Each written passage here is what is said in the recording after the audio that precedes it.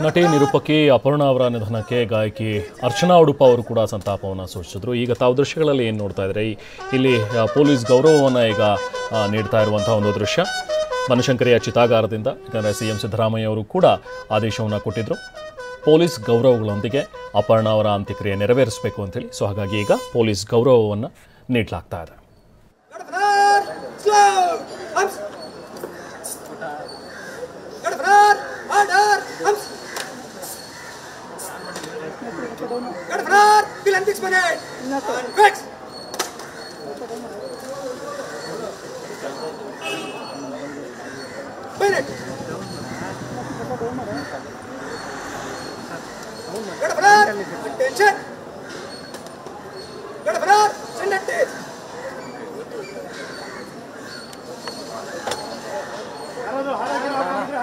ಗಣ್ಯರು ಕೂಡ ಇವತ್ತು ಆಗಮಿಸಿ ಸಂತಾಪವನ್ನು ಸೂಚಿಸಿದ್ದಾರೆ.